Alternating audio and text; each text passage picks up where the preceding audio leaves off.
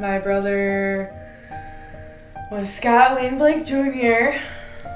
He was 19 years old, and he was probably one of the funniest people I ever knew. He's very funny, always making people laugh, really big jokester, very, very sarcastic, very. It was very rare when he was serious, but when something, serious came up, he was pretty mean / serious about it.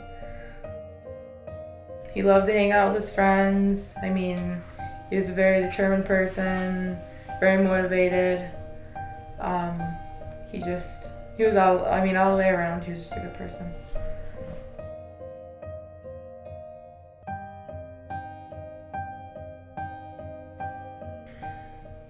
When now looking at it now, you see a lot of different things, but like at the time, you don't see those things. You'll hear that, my daughter was depressed for a long time. She was using drugs. My son was, he always struggled with depression. And I think as a mother, that's what I struggle with the most, because I never saw my son depressed. New Year's Eve night, Scott decided to take me, him, and Randy to Walmart.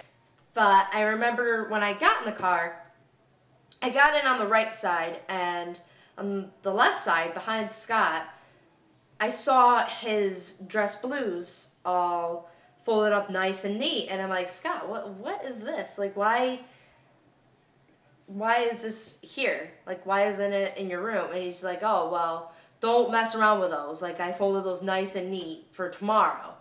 I'm like, okay. And I just figured because he planned on going back tomorrow, but I thought, why doesn't he have this at his house? Why is it in his car?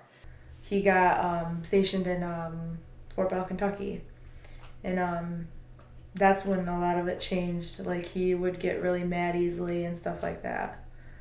I mean, his personality changed when he got stationed at Fort Campbell. Looking back on it now, I do see that, he did get a little irritated easily and stuff like that, but it was my brother. But it was just a little more than usual. When he was based in Kentucky, I noticed a huge difference in him. I would get phone calls from him saying how unhappy he was down there and that he didn't want to be down there. And I remember him coming home earlier than he was supposed to, and he kept talking back and forth how he wasn't sure if he wanted to be in the Army or not. And I remember on New Year's Eve, we were sitting on my porch talking about if he was going to go back or not, and he said he wasn't sure. He feels like he should do this because it's a set career, but he's not happy with it. He wasn't happy with it at all. Before he died, he got really clingy to his phone. Like, he didn't want us to touch his phone and stuff like that, which is really, really strange. But, besides that, my brother, there was nothing, different. There was nothing. He was just the same kid.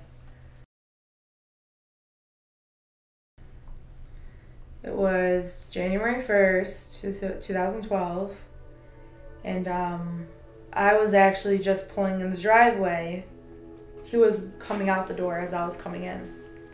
And at first, I didn't think of anything, I didn't notice his facial expression, because me and him were kind of in a little conflict at the time. We were just kind of like grr to each other, so we didn't really look at each other, we didn't really talk to each other. So we didn't say a word. I think it was like 2 or 2:10 maybe. And he sent a text, but I didn't know this at the time. I just saw my mom look at her phone, because my brother has this ringtone where it goes, "Mom, Mommy, Mom," so it's my brother. And well, it went off, and she, of course my mom's just like, "My son," So she picked up her phone, and she just ran from the counter. And I didn't know what was going on. I was kind of weird, my mom just totally freaked out and just ran from the counter. And I heard her go in my brother's room. And she said that she came out of his room and she screamed, "Scotty's gonna kill himself." And she had a note in her hand. And he sent my mom a text saying, "By the time you read this and you find the note in my pillowcase, I'm gonna kill myself." And I sat here and because I have a 12-year-old sister, and I tried to stay. I stayed here because I wanted to like keep her calm and just say, like just keep on calling him, see if you can get him to answer. And she kept on calling him and just hearing her, like scream in the phone. Excuse me when I say this, but she would say, pick up your effing phone and stuff like that. And it is just awful hearing my younger sister, bawl her eyes out and just wanting her brother to pick up the phone.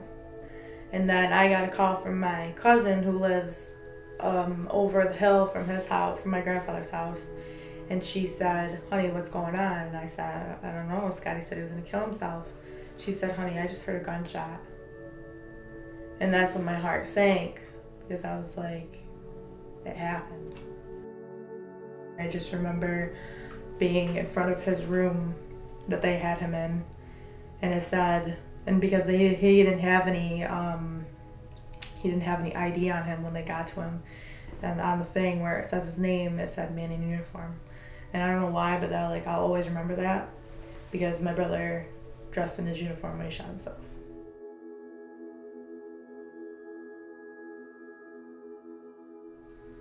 For me, I don't remember a lot of the days. I don't, people say that they were here. I don't remember. It's like you're in a fog.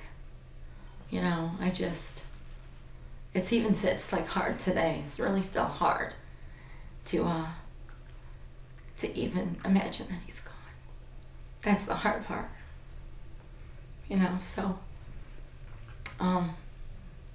but I don't remember.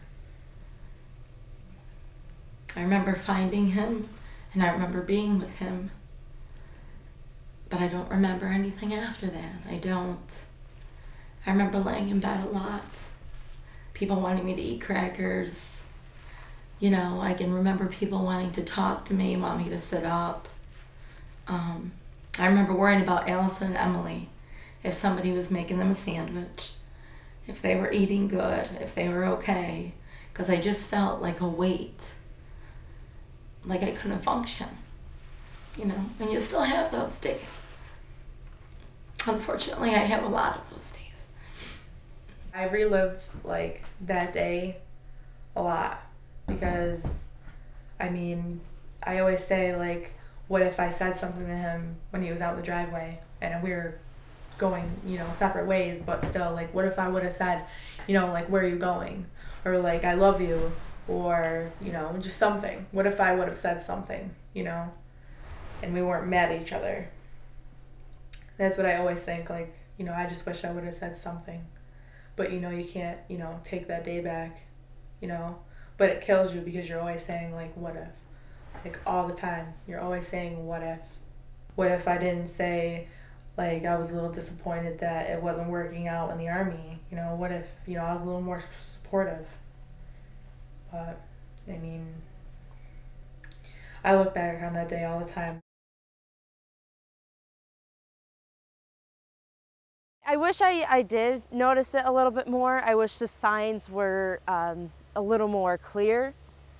But I feel the place he was at mentally, it was too far to go back for anybody to say anything. Like, he didn't have any help besides, like, his family and friends. And you might need more than just that, like a psychiatrist or a therapist, and he didn't have that. I wish I did say more, and I would have hoped that it would have maybe got through to him. It's not that life will get better, but you find a better way with dealing with it every single day. Like, it gets a little bit better to deal with. You just find an easier way to cope with things. Like, I've never seen my sister scream or get that angry before until you talk about my brother. She'll be talking, and then once you bring up my brother or something, she's like, just like that, snaps. And she gets so angry, like she screams. I actually want to go back to college to do art therapy because I think that's what would be good for her, is to do art therapy. That way she's not talking to a counselor, because for kids that young, it's really weird talking to a counselor. So I think through art, it'll be a lot better for her to express how she feels. So that's what I want to do with her, is eventually get her into art therapy. For Halloween that year, I was Captain America, and I had skin tight, extra small Captain America underwear. And he put them on. He went in the bathroom and put them on and sat in the chair. And I remember taking the picture of him. When they buried him in like casual clothes, because that's who he was. He was a casual, nice person. They didn't want him to put him in his army outfit or anything. But right next to him in his pocket, they put those nice pair of underwear right next to him. And when they told me that, I cried. I'm coming up only to hold you under, and coming up only to show you wrong, until